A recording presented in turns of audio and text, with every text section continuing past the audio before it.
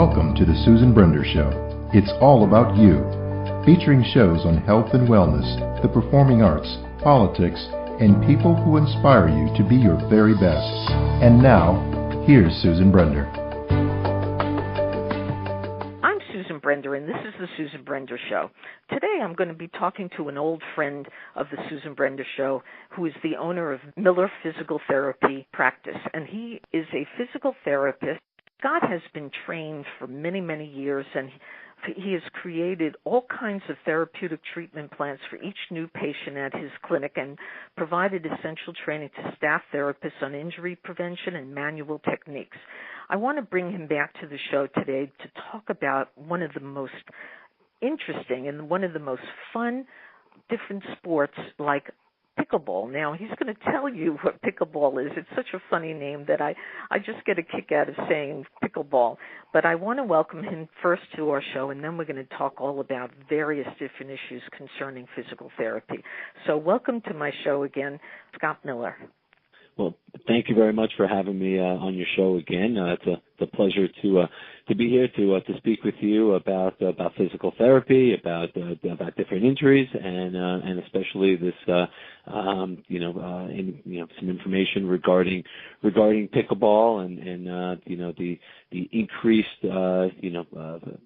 playing of pickleball of recent.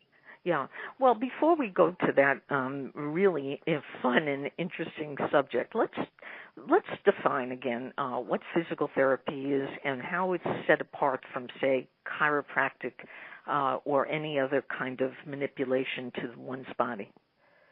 Well, physical therapy is a profession that is going to help restore a patient's ability and return them to their prior level of function. Whether it's working on a specific injury that they've suffered from a sport or a car accident, or they just have a chronic injury. We will help. Physical therapy will help them restore their pain. Help with getting them back to their prior level of function, and get them back to the activities that they want to do. Yeah, Scott. People, when they suffer an injury, how do they get to a physical therapist? Do they have to see a doctor first who's going to prescribe physical therapy or chiropractic for them? Well, not for all insurances. Every state is a little bit different as well. In Florida, and in every more and more states are offering what we call direct access, which is where we do not necessarily need a prescription to see a patient for physical therapy. And if someone does have any questions about whether a prescription is needed, then we can certainly answer any questions and see if what is needed to get somebody in for a session. Do you treat young children and teenagers and older folks? Does everybody need who is involved in an accident or something of that nature, do they need to go to a physical therapist? Well, everybody, depending on what injury is happening, everybody can certainly use some physical therapy if they do have some pain, if they do have some limitations with a specific muscle or a joint. And physical therapy is offered in all age spectrums from infancy, newborns, all the way up to your elderly. At my specific facility, we treat children from ages 7 or 8 all the way up to your elderly patient as well. So there are different facilities that do specialize in pediatrics. But if it is a general orthopedic injury or a sports injury for your older pediatric patient and adolescent, we certainly see quite a few patients at that age as well. Well, let's dig into some of the subjects we want to talk about today. And I mentioned to you that I'd like to talk about pickleball. Now, many people around the country and around the world never heard of pickleball. So I want you to describe what pickleball is and how you can sustain injuries playing it. it? Well, pickleball, it's certainly it is a sport that has actually been around for 30 or 40 years, and I would certainly describe it, after playing it recently for the first time, probably describe it more as a kind of a mix between the tennis game, paddleball, and ping pong. And it is played on a court that is about the size of maybe a small paddleball court, half a tennis court, and you with similar rules as far as hitting the ball over the net, similar to tennis. And it really has gained quite a bit of popularity in pretty much in all age groups. Yeah, and it seems to be the biggest craze in the U.S. today for particularly baby boomers. Is there some reason why pickleball stands out? Well, no matter how old we start to get, everybody still has that competitive edge that they've always had, and especially for those avid tennis players that have been playing tennis for years and years. Pickleball offers a similar type of game and competitiveness, and it may not require as much agility, running, endurance, and therefore could certainly lead to less injuries and more playing, which is great, especially for the baby boomer age, and for those also for those who have not played tennis ever. It certainly is. I believe it is an easier game to pick up than that of tennis. Yeah. So, what kind of injuries can one sustain if they're playing that game? Well, just like any sport, you can certainly have a variation of overuse injuries. So, just like any activity that you haven't done before, you don't want to overdo it. If you haven't played much pickleball, I don't recommend going out and playing hours on end every single day, because just with any other activity, you can certainly have an overuse injury of your shoulder, of your back, of your knee. But also with pickleball, it is a racket sport, so you are doing a lot of swinging and hitting with a racket. So there are certainly a lot of wrist and elbow and shoulder injuries that can come up if you are playing too much, or you're hitting too hard, or if you don't have the proper form for swinging the pickleball racket. Now, is there something that people can do before they start playing the game? Is there any kind of action, any kind of exercise that they can do to prevent injuries? Well, absolutely. If they have led an active life, we hope that have that you incorporate a good stretching and strength program incorporated into any activity that you have done already, and the same goes for pickleball. You don't ever really want to just get out there cold and just start playing matches. It's very important to get the blood flowing, to have a really good warm up. Whether you start to play just a very low level rallying, just to get the blood flowing and get the muscles moving, is a good warm up for pickleball.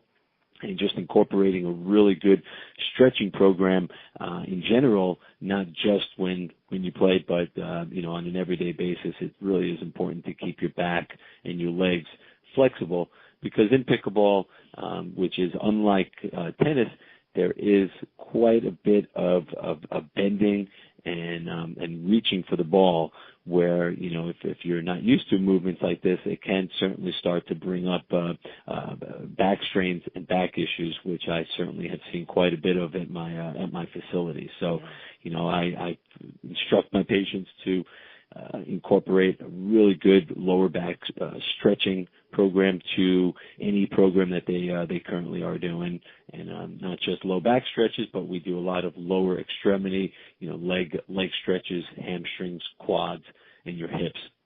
which is really important for running, as well as bending and moving around the pickleball courts. So that can all help with injury prevention. Let's talk a little bit about injury prevention. You were talking about stretching.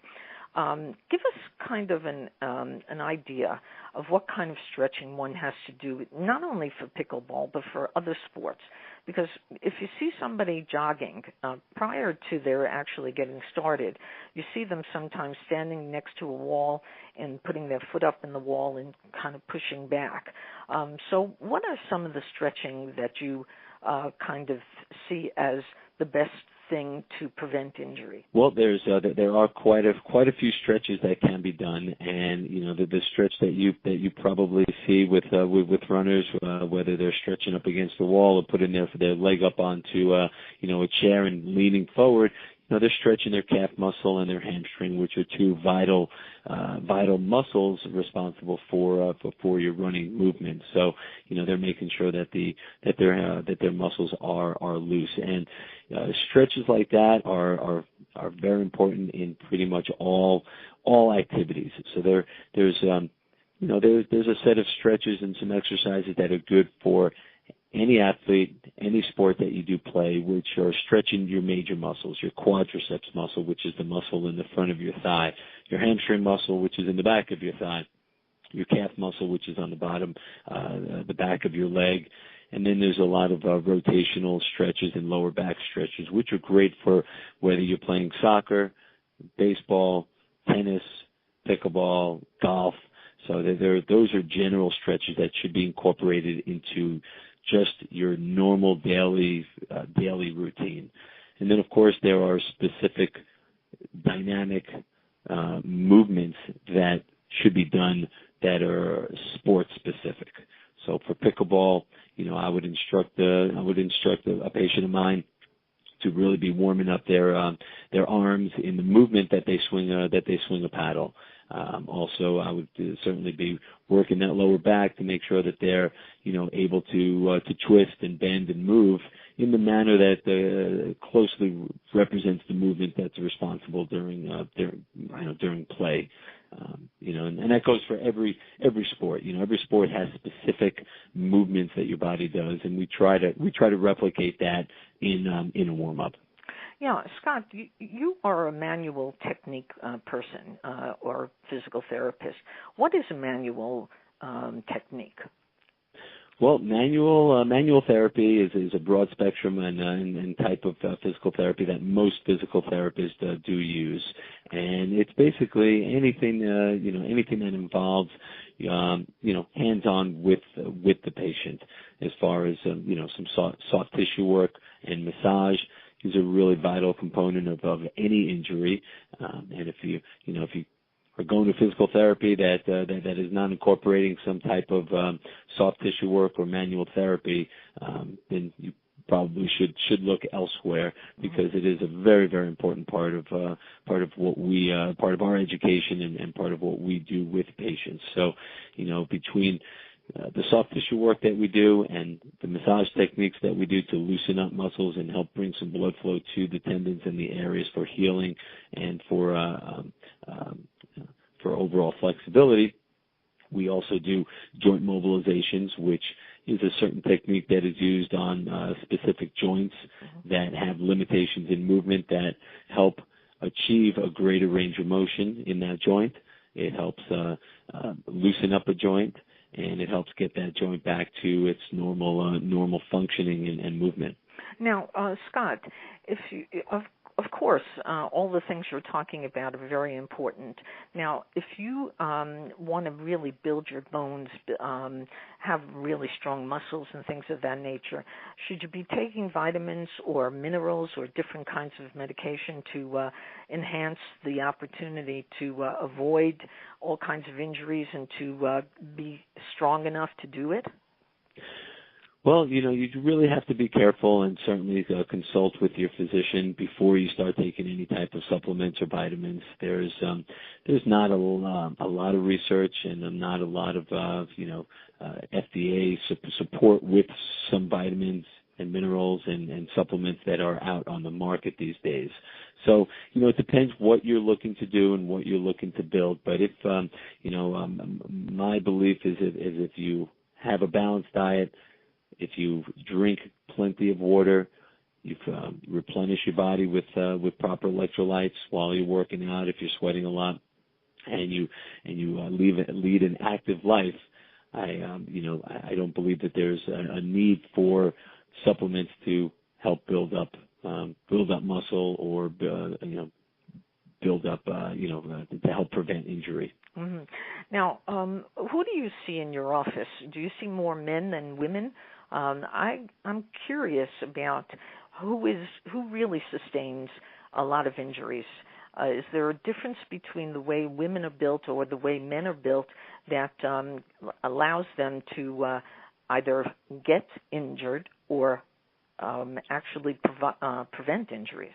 Well, I don't think male or female certainly have more susceptibility to an injury based on their gender. However, in my experience in my practice, is that I think women are more in tune with their body and how they're feeling, and they're quicker to take care of their body and to come in for treatment to help out with the issues that they may be experiencing. Mm-hmm. And my experience, and I might be guilty of the same thing as well. Sometimes when I get hurt, I know what to do as a physical therapist, but a lot of times I will just say that I will, it will get better, and I will, I'll take care of it. So, I don't believe that there's, gender-specific injuries. There's more of a sport and activity-related injuries. Yeah. Now, people hear all the time, they say, if you want to lose weight or if you want to be strong, just get through the pain. They get on different kinds of equipment in a sports place, and if they have a trainer, the trainer says, come on, get through the pain.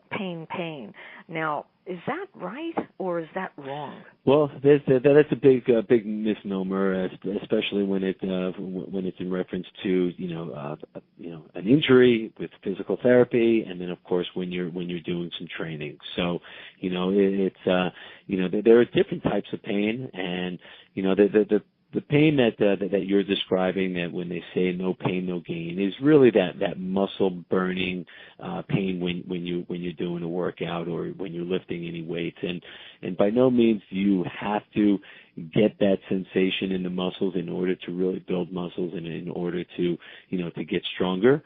However, you need to, if you do want to get stronger and you want to, make that next step and you want to see improvements with your overall strength, you do need to push it a little bit, and you do need to know your body and know how it's feeling. If there's a big difference with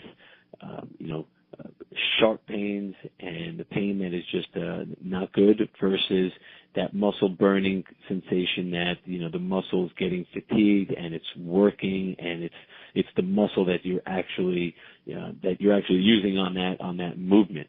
So if you're doing a leg exercise and you have a lot of pain inside your knee joint, as opposed to in the muscle belly of your quad or hamstring muscle, then no, you shouldn't be going through that pain. And a lot of people don't really understand that, and they think, if it hurts the knee, it's okay because my trainer said to no pain, no gain. But you have to differentiate between the good pain and the bad pain. I hear you. Now, Scott, give us a little story of somebody who's come into your clinic, and tell us all about how you start talking and giving them information and helping them. How does the whole procedure go? Well, I always start my patients with a full evaluation and an assessment. So I sit down with them in our evaluation room, and we go over a nice little history of exactly what's going on, whatever their issue may be. We chat, we talk about when this all started, how it started, and that gives me a really good base and understanding of what might be going on. And from just what I gather from speaking with someone, I can usually come up with what, exactly a pretty good diagnosis of what might be happening. And then I have, take a look at the joint, at the muscle, at the pain that they're experiencing, and we do plenty of special tests and a lot of measurements to really see if what their limitations are, and develop a nice program based on their limitations, their pain, and exactly what is going on and what we need to work on. Mm-hmm. We also, on that very first visit, after that evaluation is complete and assessment is complete, then we get into a really good treatment on that first day as well, and give them some we do a lot of hands-on work that first day, as well as giving them a lot of good exercises that they're going to do at the office, mm-hmm. and give them a good home exercise program. Now, what about obesity? This country has a lot of obese people who have diabetes and various other diseases. Do you recommend that they do stretching, sports, various other kinds of things to maybe help them lose weight, or maybe help them to just have a better understanding of what it is that will really get them to lose weight? Absolutely. It's with patients who come in and are obese, or it certainly is a very, very big problem in this in this country, and it has to be addressed in many different ways, both with the physician, with the physical therapist that is treating them, and of course other healthcare practitioners, because there certainly are other health issues that can arise when someone is has an obesity issue. So, the first thing with any patient that is really trying to, whether they're coming in here for an injury and as well as trying to lose some weight, we have to address a little bit of everything as far as their nutrition, their overall health, their injury, and of course to try to develop a program that is gonna help with all of these different aspects. And a lot of times if these patients have been fairly sedentary and not very active, so we have to just like with any other injury and any other patient, we have to start as basic and as easy as possible, depending on what they can tolerate, and then we just have to continue progressing their level of activity and give them good exercises and good things that they need to be doing at home as well. But nutrition really is it plays about a good 85 to 90% of a role with obesity. So getting them in with a good nutritionist and assessing their dietary intake is first and foremost. I hear you. Now, this is kind of a strange question, I suppose, but I'm going to ask it anyway. And that is, every time we see another president win the election, one of the sports that seemingly every one of them does is jog. They run. Now, Trump, I have no idea what kind of exercise Trump does, but if you were Trump's physical therapist, what would you recommend to our president? Well, I would certainly recommend as an active as lifestyle as he can lead.